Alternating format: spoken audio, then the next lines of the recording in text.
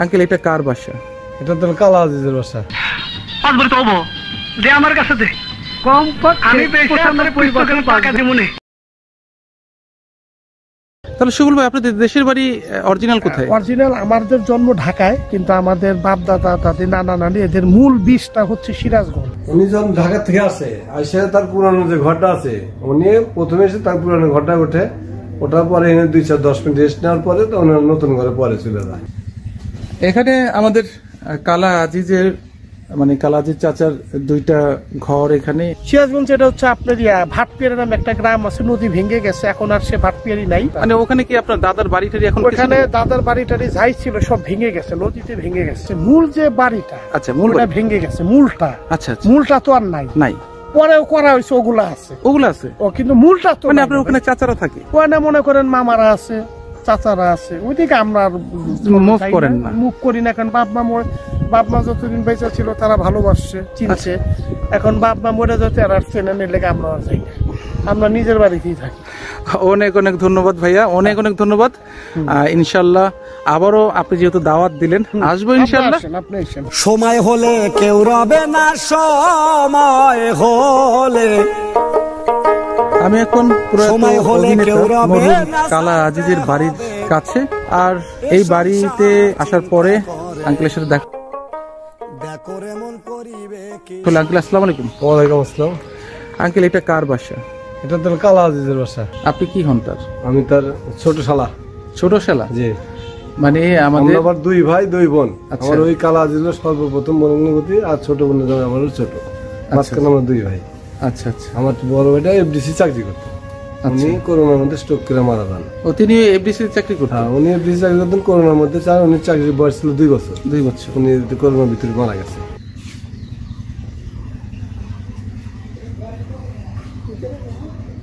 আচ্ছা ছবিটাই নিয়ে আসেন। না আর নিয়ে আসেন। আমার বাড়ি ঘরে যে কাঠ বিছানাতে উঠে যাবেন যে আসলে তো সত্যি। এটা হলো পুরনো ঘর। এই পুরনো ঘরে এই যে পুরনো অনেক আগের ডিজাইনের খাট, সেটা দেখতে পারলাম। উনি যখন ঢাকা থেকে আসে তার পুরানো যে ঘরটা আছে উনি প্রথমে এসে তার পুরানো ঘরটা ওঠে, ওঠার পরে এনে 2-10 মিনিট রেস্ট নেওয়ার পরে তো নতুন ঘরে পরে চলে যায়। মানে তিনি আগে ঢাকার থেকে আসলে তার পুরনো ঘরটা, মানে এই ঘরটার মধ্যেই তিনি আসতেন, 10 মিনিট বসতো, তারপরে তার ঘরে চলে যেত। তারপর তার ঘরে যেত, তার নতুন ঘরে চলে যেত। যাক দেখলাম তার পুরনো ঘরটা, আর পাশেই তার করা নতুন ঘরটা। অনেক সুন্দর বাড়ি। আমরা তো তার ঢাকার বাড়িও দেখেছি, তার ঢাকার বাড়িও কিন্তু একই কালার। মনে হইতেছে যে এই কালারটাই মনে হয় তিনি পছন্দ করতো। না, সবাই মন মতো যে এই কালারটা সুন্দর দেখা যায়, হ্যাঁ পছন্দ করে সবাই। লোকজন এসে বসে বাড়িটা সুন্দর, সবাই এসে বসে। তো উনি তো মারা গেছে, আর লোকজন এসে আসে না বলে না, সে তো মারা গেছে। আচ্ছা, ওনার বাড়িতে এই অবস্থায় আছে এখন। ছেলেরা সবাই ঢাকাতেই থাকে। আচ্ছা আচ্ছা। আসে না সুফল শাওনারা ওই যে প্রতি শীতে এসে, আচ্ছা আচ্ছা, শীতে এসে আপনি কোরবানিতে আসতে পারেন না, ওই দেশে ঢাকায় কোরবানি করে, এই জায়গায় কোরবানি করেন। ওই আপনি শীতের ভবনের সময় এসে পিঠা খিচুড়ি খাওয়া যায়। কাঁঠালের দিনে ভাবা পিঠা খাইছে, ফ্যামিলি নিয়ে চলে আসে, আর সেই যে ঘরে থাকে এই ঘরেই।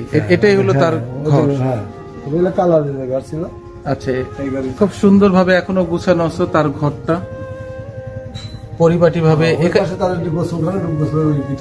আচ্ছা, ওখানে গোসলখানা আছে ভিতরে। এখানে আমাদের কালা আজিজের মানে কালা আজিজ চাচার দুইটা ঘর এখানে। এখন এই ঘরগুলোতে খুব সুন্দর ভাবে করা দেখলাম। আর এটা মানে পুরনো ঘর না? এটা পুরনো ঘর। এটা যে সাইডে দেন, এটাও সব পুরনো ঘর। এগুলো পুরনো ঘর, এগুলা নতুন হয়তো কত বছর হয়েছে করা হয়েছে? এটা তো 5 বছর। 5 বছর মানে 5 বছর না, আর একটু বেশি হইব। 7 বছর। হিসাব করে তো দেয় নাই, 9 বছর হয়েছে। 9 বছর, হ্যাঁ। হিসাব করে 9 বছর হলো এই বাড়িটা হয়েছে। দেখ, অনেক সুন্দর ঘর। আর এটা হলো পুরনো ঘর। ছিলাম তাহলে ওই বাড়িতে থাকতো। যমুনা নদীতে ভাঙছে। আপনার এই যে টিউবওয়েল দেখতেছেন, এই জায়গায় নিয়ে গোসল করতো। ও এই টিউবওয়েলে? এই টিউবওয়েলে গোসল করতো।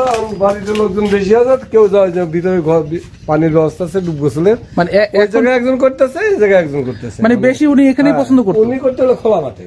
খোলা মানে ঠান্ডা পানি, গাছতলায় খোলা মাঠে হলে উনি গোসল করতেন। জায়গাটার নাম কি? এটা হলো আপনার সিরাজগঞ্জের উত্তর পটল ছনগেছা বনাম পাশাপাশি আছে 5টা যমুনা বাজার হাট। এখানে মসজিদ মাদ্রাসা সবই আছে। উনি এই মসজিদেও দান করতো, মাদ্রাসা লোকজনের দান করতো। উনি গরিব দুঃখী মানুষের পাশে দাঁড়াইতো। উনি যে এলাকায় আইসা মানুষের সাথে হিংসা কাইনা এটা করতো না, কোনো জীবনেও না। কি ধনী আর কি গরিব, উনি সবার সাথে সমান, সবার সাথে আইসে বসে একসাথে খাওয়া দাওয়া করতো। মসজিদে 5 ওয়াক্ত নামাজ পড়তো। উনি মসজিদে দান খাওয়াতে করতেন। উনি আপনি তো তার শালা হন, জি মজা করতেন আপনার সাথে? আরে লোকজন নেওয়া মনে করেন গিয়ার করে বৈশাখ খেলাধুলা ফুর্তি বার্তি করতো। এই মুড়ি চানাচুর নিয়ে এসে বানা খাইতো, লোকজন উঠতো না। সকালে যে বসতো বিকাল হয়ে যায়, লোকজন ওঠে না, তাহলে এই লোকজনের ভাতের ব্যবস্থা কর। আমার কিন্তু এই ভাতের ব্যবস্থা করতো, তখন আমি বাধ্য হয় এসব বিতর্কে যে লোকজন ভাত খাইবো, দুপুরে ভাতের ব্যবস্থা করো। ওই যে সবাই আড্ডা বিটেছে, ফুর্তি বার্তি করতেছে, খেলাধুলা নেওয়া মজমায় এরকম। উনি নদী যখন ভাঙে, নদীর কিনারে বসছি ফেলা খেলাধুলা করতে, উনি মাছ মারার ইচ্ছা ছিল। আচ্ছা, বর্ষি যখন উঠাইতেছি মাছ ধরে, পরে কিনারে দিতে সেটা বাগারি মাছ ধরছে বর্ষিতে। বাগারি?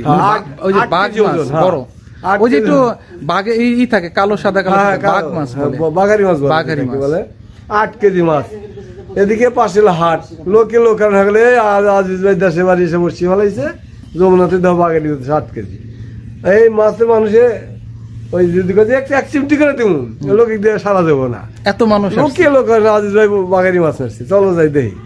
লোকে লোকান হয়ে গেল। মানে এই বাসাতে নিয়ে আসলো মাছটা? হ্যাঁ, ওই অমুক মারছে, নদীতে ভাঙতে যা ফেলাইছে, উনি ফুর্তি ফার্তি করলো, মাছও মারলো। আচ্ছা, এটা সব লোকজন জিম্মাদার করছে কি, আজিজ ভাই এসে দেশে এসে বাগারি মাছ মারলো। আমরা দেশের বাড়ি থেকে কেউ ভারি না। নিয়েও সবসময় ফুর্তি নিয়ে থাকতো, মানুষের পাশে দাঁড়াইতো। আপদ বিপদে থাকলে ওনার কাছে যে সহযোগিতা চাইছে অর্থ দিয়ে, উনি বলছে হ্যাঁ এইভাবে কাজ করবো, আমরা যতটুকু পারি দিতেছি। উনি গ্রামে যা কি বলবেন একবার কি বলবে সবাই। ওনার কোনো হিংসা ঘেনা বৃদ্ধি এটা ছিল না। ওনার কথা হলো যে আমার সাথে ওঠা বসা করে চিত্র কাজ করি, কিন্তু নামাজ কালামটা ঠিক মতো করতে হবে। হ্যাঁ, চিত্র যাতে করি না করি এটা না, আমার নামাজ কালামটা লাগে।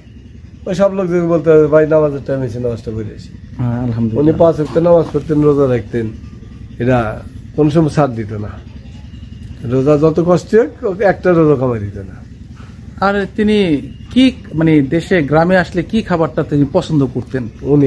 উনি যে মায়ের যাকে ছোটবেলায় যে আপনার শুকনো মরিচ ভাইজা ভর্তা করে সকালে ভাত মাখাইছে না, ওইটাও কইছে যে ওইটা আমার মা খাইছে ছোট মাখা ভাত। হ্যাঁ, মা খাইছে ভাত, ওইটাও বন্ধ খাইছে। খাওয়ার পরে যে আপনার ঝালের পিঠা শৈলে দেওয়া যায়, শৈলের পাতা দিয়া, আচ্ছা আচ্ছা, এটা খাইতো সবচেয়ে বেশি, মানে পছন্দ করতে। পরোটা না খাই কইছে যে শৈলার পাতা, আমাদের শৈলার পাতা আবার এটাতে কাঁচা মরিচ দেয়া পাতলা করে পরে ঝাল পিঠা বানায় তেল দিয়ে ভেজে দিত, ওইটা উনি বেশি খেত। কিন্তু না পরোটা না, ওইটা নিয়ে হ্যাঁ, এটা উনি বেশি খেত। আবার এই যে গরমের দিনে ধরে সে এই কাঁচা মরিচ না 1 পিঠ পান্তা ভাত খাই শখ করে। হ্যাঁ, ওই যে ছোটবেলায় খাইছে, তাহলে 1 ফুট পান্তা ভাত খাইছে, দেখি ছোটবেলায় তো খাইছি, এখন একটু খাই। উনি শখ করে অনেক কিছু খেত এরকম। আর গ্রামের লোক তো ওই আসলে মানে একে একে সবসময় মানুষজন সবসময় থাকতো সারাক্ষণ, এটার কোনো হিসাব নাই। উঠান ভরে যেত মানুষ। হ্যাঁ, 11টা পর্যন্ত লোক যেত, আছে 11টা পর্যন্ত বাচ্চা। তাই আমরা তখন বলতাম আমরা জান গেছে, আমরা তো ঘুমাবো। আমরা নিজেরাই লোকদের তুলে দিচ্ছি, জান গেছে আমরা তো ঘুমাবো। তখন আবার গেছে, আবার ভরে আইছে সবাই, আজিজ ভাই আইছে। আসলে মানে এলাকার লোকদের যেখানে থাকে ওনার সাথে দেখা করবে। আর আপনাদের বাড়ির পাশে কি? ওটা হলো কলা গাছ, ওদিকে পাশাপাশি পাশের বাড়ি আছে একজন, ওটা কলা গাছ আছে, আম গাছ। আপনার পিছনে ধানের জমি, পিছনে আসেন আসেন দেখেন,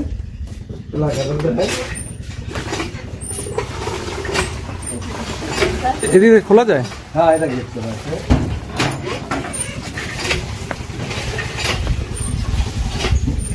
এই যে লোকজন এসে বসতো। আচ্ছা আচ্ছা, বুঝছেন, এই জায়গায় মাছ চাষ হয়। এই যে ধান হবে, ধানের ভিতরে আমার মাছ চাষ হয়। আজকে যেমন মাছ ছেড়ে দিল, আজকে মাছ চাষ, হ্যাঁ আজকে এই যে জায়গায় মাছ ছেড়ে, এই ধানের ভিতরে মাছ চাষ হবে। এটা তামসাদের মাছ বেড়াইতো, এই যে বড় মাছ হয়তো ফটো করে যায়, এটা আবার তামসা দেখতো সবাই এনেছে। আচ্ছা, রাজুজার বাড়ির পিছনে মাছ চাষ হয়, মাছ চাষ হয়। এই যে এই জায়গায় হলো মাছ চাষ হয়, এনে বসে তামসা দেয় এখানেই এই জায়গায় বসে, এনে বসে এই যা খেলাধুলা ফুর্তি ফার্তি করতেছে। আর ওই যে খাওয়ার টাইম হলে তাহলে ভাতের ব্যবস্থা করে, যা আমারও কইতো, আমি যা ভিতরে বলতাম তাহলে এরা ভাত খেবো, খাওয়ার টাইম এসে ওই লোকজন খাইতো। ওই আমার বলতো না ডেলি যায় ভাত খাওয়া ঠিক না, না আমি যে কদিন আছি এই কদিন তোমরা খাওয়া দাওয়া করবে।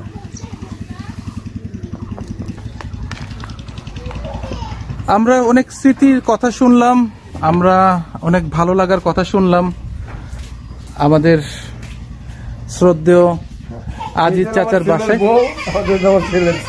ও আচ্ছা আচ্ছা আচ্ছা। আর এই গাছের আম টাম খাইছিল? নিজে পেরে খাইছে? নিজে পেরে খাইতো। গাছে টাছে উঠতো নাকি? ওই সময় এটা ছোট ছিল। হ্যাঁ, এই যে 4-5 দাঁত দেখলেন না গাছ, হ্যাঁ সব গাছ ছিল, গালা কেটে দিছি যে আম যে ব্যাপারে একদম সফল। আচ্ছা আচ্ছা, তো গাছটা বড় হয়েছে। তাহলে অনেক অনেক ধন্যবাদ আঙ্কেল আপনাকে, ভাল লাগলো। আর দোয়া করবেন আমাদের জন্য। অবশ্যই, আমার মা বাবা যেমন আপনার মা বাবা একই, হ্যাঁ এইটা যে ভাবে সে কোনদিন মানুষের খারাপ চাইতে পারবে না। দোয়া রাখবেন যেমন পড়ার বাবা একই অবস্থা। ইনশাল্লাহ আবারও আসবো। অবশ্যই করবেন ইনশাল্লাহ। ভালো থাকবেন। ওকে, আল্লাহ হাফেজ, আসসালামু আলাইকুম। আচ্ছা, আসেন আবার ইনশাআল্লাহ।